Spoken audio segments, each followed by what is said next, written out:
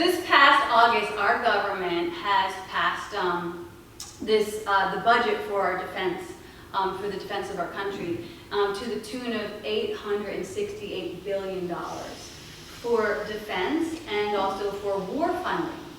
And when I read that, I was thinking like how Raven always says, like, what could it be like, you know, if we invested that much money in peace? You know, if we ever funded peace to that degree, if we had a peace fund. And I know that might sound kind of Pollyanna, but I'm with the Beatles when they said, like, all they're saying is just give peace a chance. Like, has it ever even had a chance in our history? And if you think about the scripts of war, there's like a half dozen reasons why we get into war. We get into war because of economic reasons. You know, you have what I want. We get into war over territorial reasons. You are where I want to be. You probably had that war with your brother when you were watching TV as a little kid, and he got up to use the bathroom, and you jumped in the good seat, and he's like, that was my seat! And you're like, you snooze, you lose, you know? And then there was war, and it was like nobody got to watch TV, so that's territorial war. And then there is the war that has to do with psychology or thinking, the religious wars and the nationalism wars. You know, you're not thinking the way I need you to think. I mean, even if you just said that, you're not thinking the way I need you to think. I mean, it sounds like a joke, right? And then there's the civil wars that take place within the country. So if we applied that to ourselves, you know, where are we in war with our circumstances? Where is it an economic thing where we have a belief in lack of limitation? Where is there a belief that we're not where we're supposed to be? That's actually a very, you know, insidious thought. You know, we often are given this idea of we're not there yet, we didn't make it, there's somewhere place else we're supposed to be. Where is there a war about, you know, this person isn't thinking the way I need them to think? And then where are we in a civil war with ourselves? And if you really think about it, all of those places are civil wars. They're all where we're in conflict with ourselves. So, as you can see, these scripts of war, they're all based on controlling, self-centered, and limitation. I mean, you can feel ego oozing from those scripts. And when we think about the scripts of peace, the scripts of peace are about expansion, they're about inclusion, they're about acceptance, they're about allowing. If we would say that war is about get all you can all you get, poison the rest at all costs, peace is about extend graciousness to everyone all the time. And actually, that's what it says in A Course in Miracles. It says if you want to have all, and by all it means peace. If you want to have all, give all to all. And that sounds crazy, right? It sounds crazy to a mind that's been groomed for war, which our minds have been groomed for war, lack, limitation, and scarcity. But this is still a choice. Today it's a choice. We get to decide, like, is this still an internal choice that I want to make for these few ideas, that there's not enough, that I'm not where I'm supposed to be, that I'm in conflict with how you think, and I need to change you in order for me to have peace. We can really break them down and say, no, we don't want to choose that anymore. Because when we're in that much conflict with the world, it's exhausting. All of these concepts work on or rest on relationship. It's all about, like, what is my relationship with the world? What is my relationship with the other? What is my relationship with what is? In the Course in Miracles, it says everything is neutral. It just is what it is. And then I decide if I'm at peace or at war with it. So you can even use that. Like, what is that idea that you're struggling with today? Like, am I at peace or at war with this?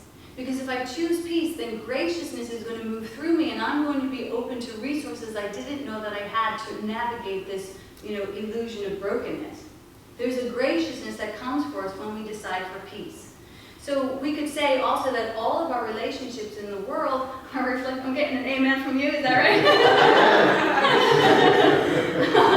I could say all of our relationships are reflections of our relationship with God. And that the foundation of peace is based on the ability to turn inward to that relationship with our divine, to that undefiled place of peace within us, where our innocence lives. To turn within helps us to cultivate some spaciousness. If you've ever tried meditation in any degree, you've had the opportunity to feel into a little bit more spaciousness, have you not?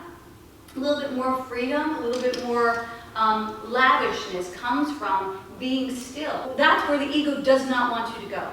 It wants you to continue to fix things in the exterior. It doesn't want you to go to this warehouse, because it knows that when you do, you will see and seek and activate a connection with a resource of all that you could ever need or want. And there would be no more war, because your nose would be in the right direction for your good.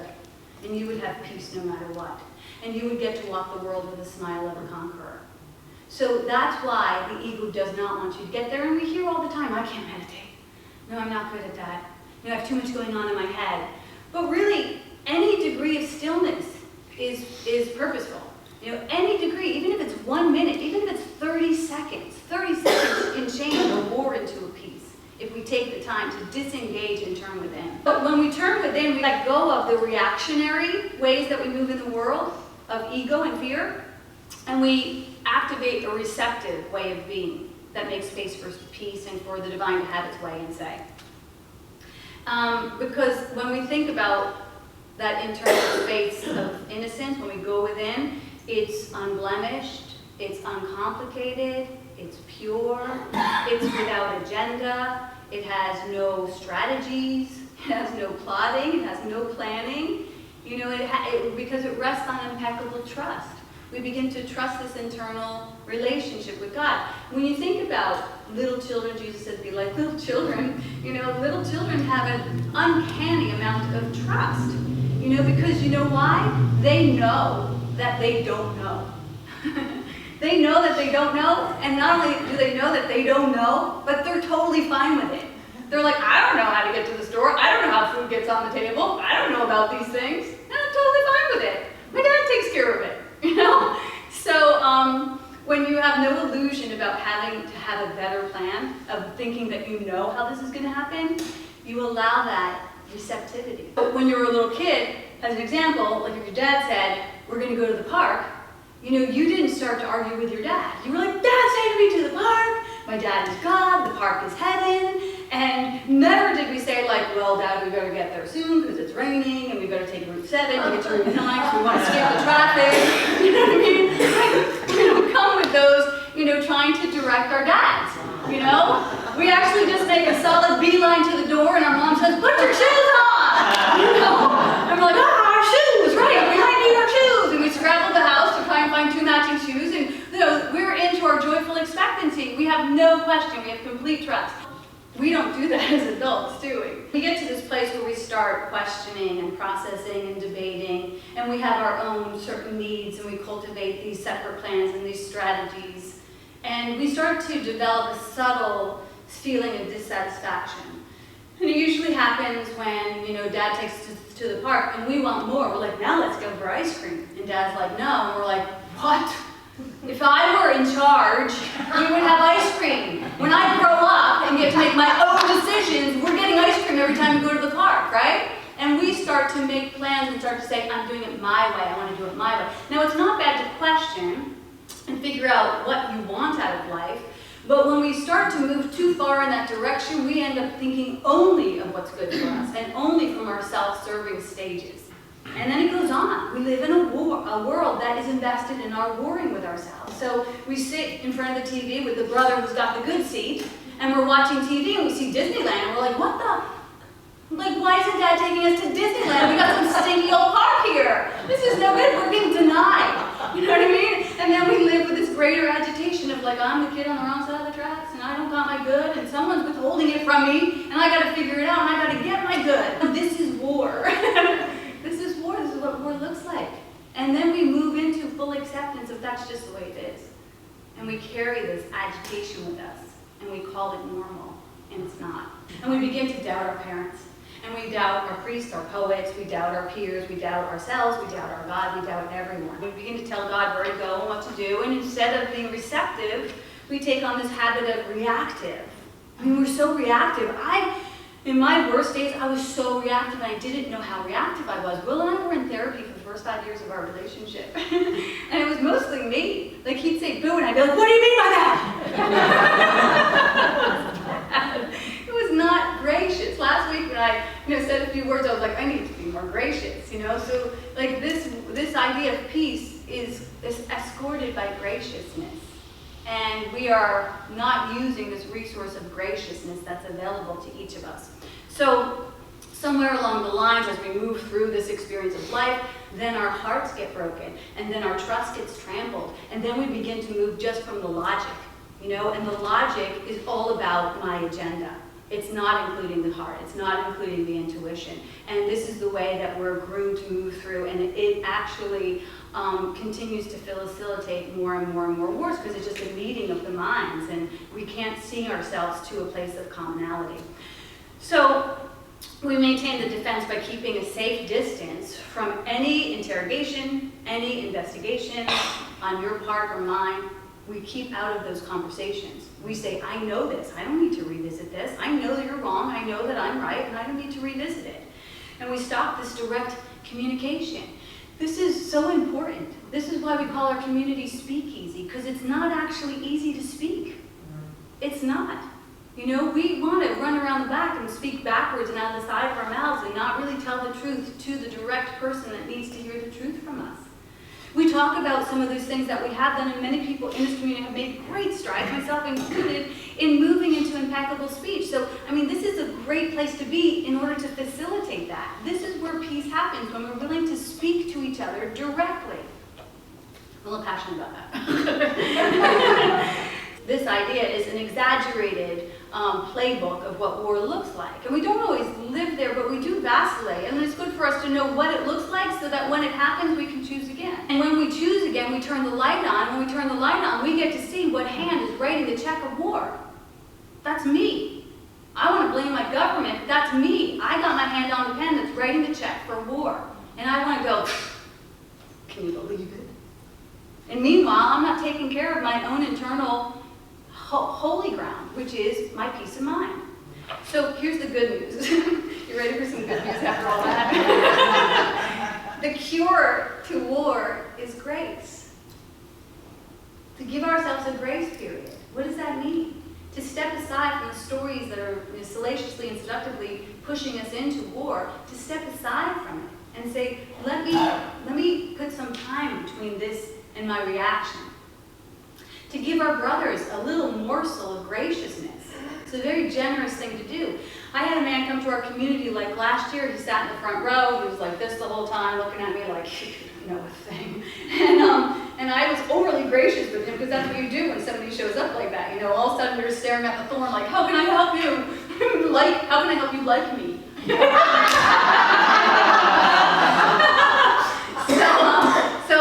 As fate would have it, like 3 months later, I'm at a party and I'm sitting right next to him. And he's had a couple of drinks and he's pretty into it. He goes, I remember I came to your community and I had a lot of questions for you. And I said, well, why didn't you ask any questions while you were in my community? And he said, well, I didn't want to ingratiate myself to you. And I thought, wow. And that statement sort of shocked and saddened me. Like, I had never had anybody fully face-on admit to me that they were not interested in ingratiating themselves to a community of people who sit around and talk about love. Like, how much defense do you need to hold off love? That's a lot. And I didn't really even understand what he meant by, I don't want to ingratiate myself. So I said, like, what does that mean? And he said, I'm a Catholic boy, and just being in your church made me guilty. I was like, okay. So I got to understand. I got to see, you know, that this was the block. The block was fear. The block was communication. And I understand that. I mean, I totally understand that. But that's in our religiosity. I mean, we're not even talking about politics. We have wars in the midst of religions. To be gracious means to engage. It means to engage graciously and to offer yourself up in the name of harmonious relationships. Like, that's what you would lose, is your specialness and separateness, but what you would gain would be harmonious relationships with all things. Grace does not infer that we will appear graceful. Let me be sure about that. It will just mean that we will have a more loving interpretation on our awkward ways. That's all it means. And we do that here. You know, we take down the guard and we let each other peek past our, you know, pretty fences into our vulnerabilities and our brokenness. And just last week when we were here with Mary, if you were here, we were all talking to her and telling her, we were ingratiating ourselves to her. We were giving her grace as she went on her trip. And I looked back and I knew Will was like a little boiling pot back there. He was like, he's going to share and he's going to cry. And he did. I was like, it's happening. And he cried. And we got to see that. And then he said, Mary, when I went in the house, I turned on the light one day and you were there, and I was embarrassed because I was in my underwear. And everybody laughed, and Mary laughed. And Mary said, it didn't matter because I was in my underwear. And then we'll say, well, that didn't matter because I didn't have my glasses on.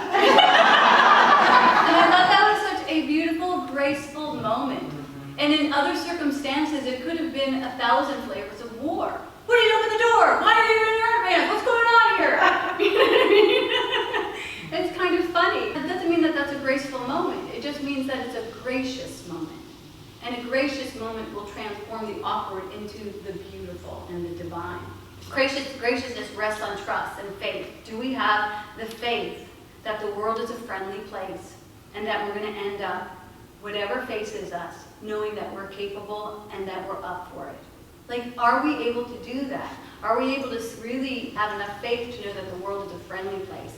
Einstein, who was a pretty smart guy, he gave us these two choices. And he said, for if we decide that the universe is an unfriendly place, then we will use our technology and our scientific experiments and discoveries and our natural resources to achieve safety and power by creating bigger walls.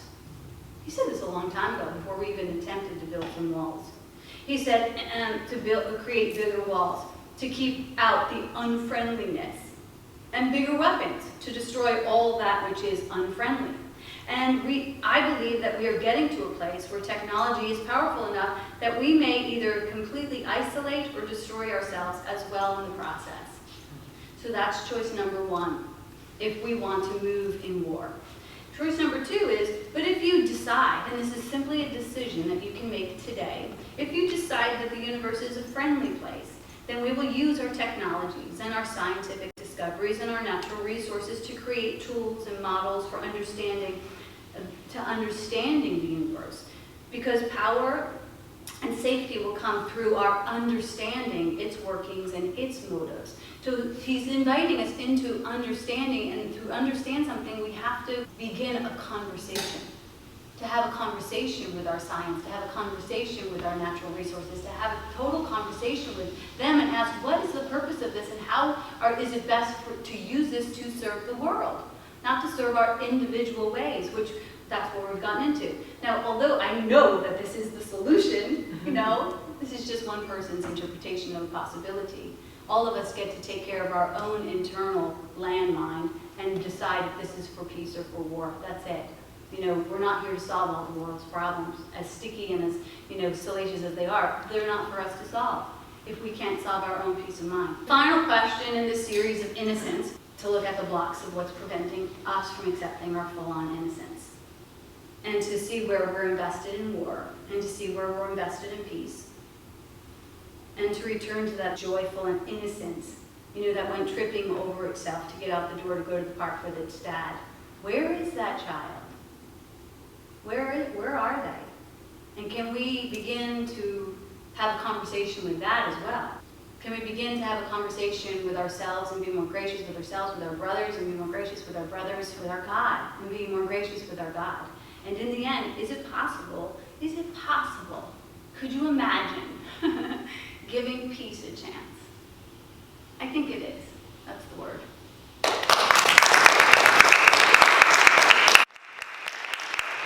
Then try making a commitment to doing only what you can do in peace.